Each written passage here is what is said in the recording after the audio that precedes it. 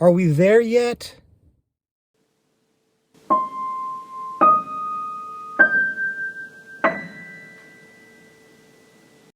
Hello, everybody, and welcome back to the Horror Movie Syllabus.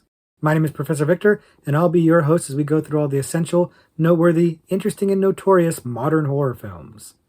If you're new to the channel, I recommend you check out our introduction video. There's a link to it in the description below, and it's going to give you a pretty good overview of what we do here at the Horror Movie Syllabus.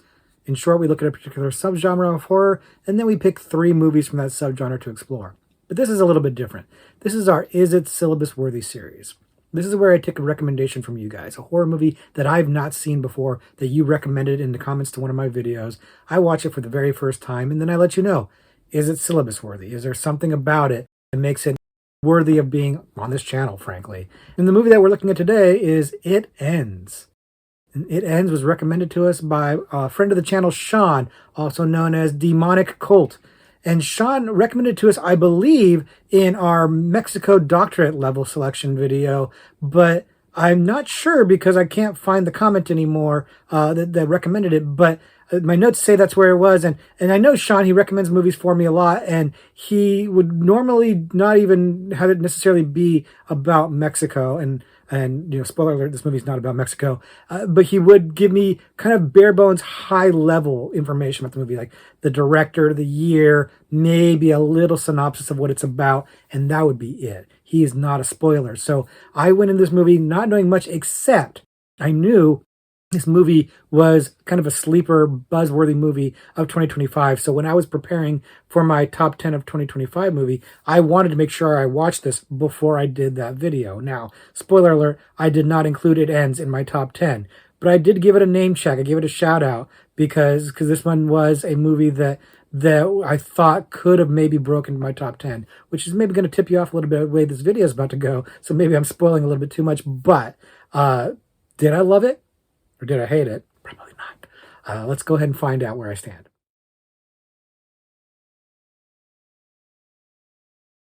Like I said, the movie that we're looking at today is It Ends. It Ends came out in 2025 and was directed by Alexander Olcom, and this is his directorial debut, feature film debut. He also actually has a small role in the movie as well, but this is a movie that, look, let me just put this right up the front. I'm really interested in what Alexander has to do next because the direction of this movie is pretty impressive. He's done something pretty amazing for his very first movie, and I'm very curious to see what he does next, but we're going to get into that in just a second. First, if you haven't seen it before, the movie follows a group of 4 friends. They're recent college grads. They're hanging out together, and they get into the car to go, I think to go get some food. I don't even remember. It doesn't matter because they turn off a road, and they are not only kind of starting to get lost, they can't find their turn, but they shortly realize that they're stuck on this road. They are basically going to keep driving forever and not get anywhere, and they are doomed to just basically exist driving endlessly, and hijinks abound as they kind of suffer this bizarre fate. And I'm going to stop there so as not spoil the movie, but the movie is less about narrative and spoilers and more about this really interesting high concept idea. This is a really cool idea that is both really simple and really complex at the same time, and I think it's great. This is definitely very cerebral, psychological horror. This idea of this simple idea of just basically being destined to drive on this road forever with no idea of why, no idea of how, and no idea of where you're going to end up. It's really presenting you with this very palpable feeling of existential dread, this treadmill idea of just kind of like going on and on and on. But it feels kind of relatable, this idea of just like the never-ending drive, or just like the never-ending race, the never-ending rat race of life, right? Like, especially if, you feel like you're working stiff and just kind of going on and on and on. It taps into that really, really well. And they establish fairly early on in the movie that not only are they not able to get off of this road, but like the car is just going to keep working, even though the engine should be dead. It's going on. They're never going to run out of gas. They're never going to be too hungry. Their biological functions are never going to get in the way of them just to continue driving. They recognize fairly early on through these clues that something kind of supernatural or otherworldly is going on. And honestly, they clock it pretty fast, the characters do, and then they adapt to it pretty quickly as well. And that sparks all kinds of discussion as to what is happening, why it's happening. And you start delving into these different ideas, these kind of heady ideas that are dealing with like the meaning of life and kind of looking at things like faith and ultimately self-reflection. That's where they get into early on, is self-reflection, but also just like, what is your purpose? What is your meaning? And the fact that they've got young people, like Gen Zers, people, people that are just getting out of college as the cast, add something to that, because it's that time in your life where you are trying to figure out what you're doing with your life, where you're trying to figure out what's happening next, where are you going? And then they literalize this in a road where you're going who knows where forever. And it works really well, but it works well because I think it's something that young people can relate to and tap into, that kind of existential dread, that fear of the unknown, of what's happening next and where you're going. But also, I think it taps into older adults too, people my age maybe, who have been going on that road for a really long time and kind of just like, where is the end? When does it end? And what happens when it does? This idea of like just kind of life going on and not having any clear idea, because kind of being on a path and you're just kind of gone mindlessly following that path. It gets me. It kind of gets me in the soul a little bit. It is not monsters. It is not killers. It is not supernatural things. It is just like visualizing like life, the feeling of life and not knowing what's going on, and really fixates on the idea of perseverance versus giving up. That is a theme in the movie that I think is done really well here. Now, part of why this works so well, part of why it's sold so well, is they have a cast of characters that are very grounded, very believable. I don't know any of the actors in this movie. And that's part of what makes it work, honestly. They are very realistic. They look like real people. They talk like real people. They don't feel Hollywood. They don't feel like models. They feel like average, regular people who would be in a car, and they're having conversations in that car that feel like real conversations you would have on a road trip, right? They're having these inane, silly conversations. They're arguing about like, what kind of animal would win in a fight and stuff like that. The kind of stuff that you would talk about with your friends when you're just kind of BSing and stuff like that. And it works, first of all, because it gives it this verisimilitude. It gives it this feeling of reality. So you connect with the characters because they're like you. They're doing the kind of things you would do.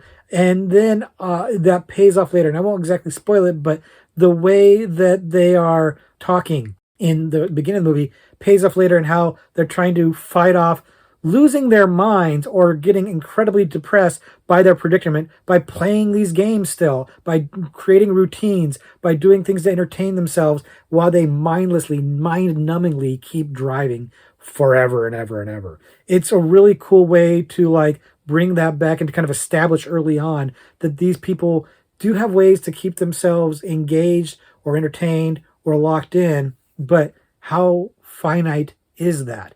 And the fact that they have these four friends, and they are friends, but they don't, they bristle with each other. They don't always necessarily get along so super smoothly because they are different personalities, and they each have different readings of the situation they're in and how that situation should be addressed or dealt with. That is what leads to some of the conflict in this, and leads to some of the where the conclusion is going. I don't want to spoil that, of course, but where the things go is kind of driven by the fact that these different personalities clash, but they're also indicative of different people. So you can relate to somebody in that car, right? It kind of gives it a more broad appeal in terms of identifying with the characters, which is key to this movie. Identifying with the characters and kind of being able to put yourself in that position and feel that dread is a key part of what makes this movie work. Now, here's the thing.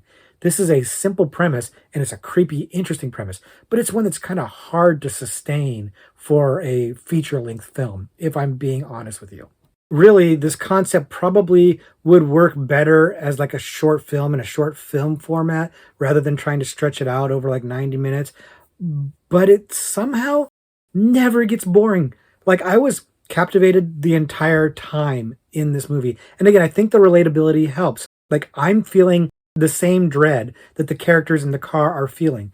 Their conversations, their personalities are carrying the movie quite capably. I'm staying engaged because I'm with these characters. I feel like I'm in the car with these characters.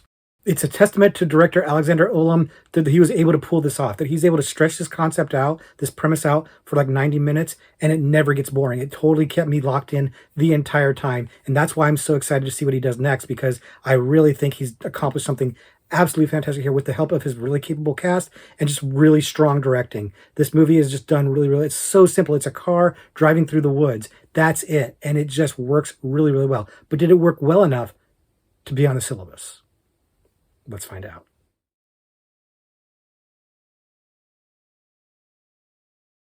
So, is It Ends syllabus worthy? Yes, absolutely it is. And that's probably no surprise. Like I said, this almost made my top 10 of 2025. Like, it was pretty close. It would have definitely been in the top 15. It's just a really wonderful movie that worked for me and hit for me in so many ways. It feels like a very fresh, unique idea. And it's so simple, but it's executed so well in every way. Like, every aspect of this worked for me super well. My only issue would be, where would I put it? What subgenre would I put it into? And honestly, I think there's a lot of places I could squeeze it into. Like, we have a depression subgenre that would actually work for some of the aspects of this movie. We have a college subgenre now in the supplement. This one, maybe I wouldn't put it there because it's not really, it's about college kids or people just out of college, so probably doesn't quite work there.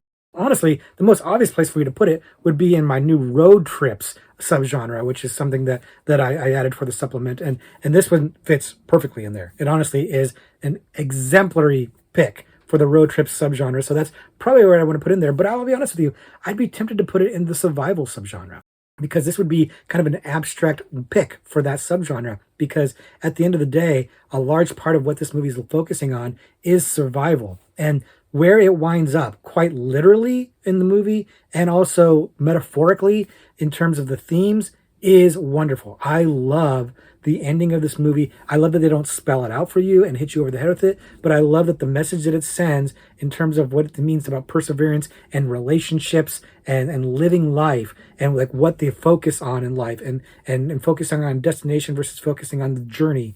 I love it. I think that the message in this movie is wonderful, and it's not super clear or obvious. It's the kind of movie that if you sit there and think about it for a while and think about what it means and what it's trying to say, and it hits you, it's just a wonderful, cool, neat idea. I love the message that it's giving. I think it's a very hopeful one, ultimately, the kind of message that people of all ages should be hearing. I do think it matters. I think that this movie hits probably very well for younger people, because it's that time of your life, again, where your entire future's ahead of you. But again, for somebody like me who's middle-aged, it still hit. It still hit really, really well. It made me think about like what's important in life, and it struck a tone that I think was really contemplative and introspective, and that really hits for me. That works for me, and this movie stuck with me. It stuck with me for days and days after watching it, and I still think about it. So yes, absolutely, this movie is exactly the kind of movie that I like to feature on the horror movie syllabus. One that I feel like was underseen by people, but it was getting kind of buzz. Like I said, I wanted to check it out before I did my video of top 10 because I wanted to see if it was going to make the cut, and it almost did. And like, but it's still hardly anybody seems like they're talking about this. So if you haven't had a chance to see this one yet, absolutely check this one out. Be aware it might make you feel a certain way, but I think this is one that you should definitely see. It's underseen and it really deserves eyeballs. So check it out if you haven't, and of course, let me know what you think. But first, let me think about what I'm going to talk about on this horror movie syllabus horror trivia pursuit card. This is the time of the video where I'm going to read a card live on camera, hopefully not embarrass myself. And because we're talking about It Ends in a wonderful, wonderful psychological horror movie, we're going to do the psychological category on the card. And here's our question. In 2017's Get Out, what is the name of the place where the consciousness of protagonist Chris Washington is trapped during hypnosis? Look, y'all, I know this one for sure. I love me some Get Out. We've talked about Get Out before. We talked about Get Out in some of these questions. They've done Get Out as questions before, and I love Get Out. I love Get Out. In fact, a friend of mine was asking me, like, what are some of my favorite movies of the 2000s, like since the 2000s, like the last 25 years, and Get Out's on that list because it's that good. It's revolutionary as a movie, and it's revolutionary in terms of Jordan Peele and black filmmakers. And honestly, that's a clue to this. Like this area, this place that they're telling you to name is it's kind of become vernacular for black folk, from at least the black folk that I know, my friends I have. This is a kind of a thing. You know, so if you have black friends, if you're black, you know this thing, you know this. And honestly, if you've seen the film, you probably remember this. It may not be the most obvious thing, but you probably remember because it's pretty noteworthy. It's a pretty noteworthy thing in the movie. And the imagery of Chris, Daniel Kaluuya's character falling into this area, which maybe it's a little bit of a clue, is just visually stunning, and it's one of the most indelible images in the movie. So again, I think it's pretty memorable. I think it's a pretty easy one for people, unless you've never seen the movie, in which case you are just flat out guessing. You're just guessing. So if you're guessing, time to lock in a guess, figure something out, make a guess, because we're about to answer this question. So lock it down. Okay, so my answer is it's the sunken place. That is the place where when she's hypnotizing him and she's turning the tea, he literally falls, he sinks into the sunken place. And the card says the sunken place. So yeah, that's like a thing that's become like vernacular for people to talk about, like, kind of things where like they're kind of being gaslit or controlled or whatever. So it's kind of invaded the cultural zeitgeist. It's that important. So did you guys get this one right, or did you guess something funny? If you guess something funny, let me know in the comments. Also, let me know if you've got any recommendations for movies I should check out in the comments, whether it's new ones that came out recently that I might have missed, that might have gone under the radar. I know I saw a lot last year. Or if it's just older movies that you don't feel like have gotten enough attention or that I haven't talked about on the channel yet. If I haven't talked about it on the channel, I'm going to add it to my list, and I'll probably want to make a video about it in the future. But until then, I'm just going to say, class dismissed.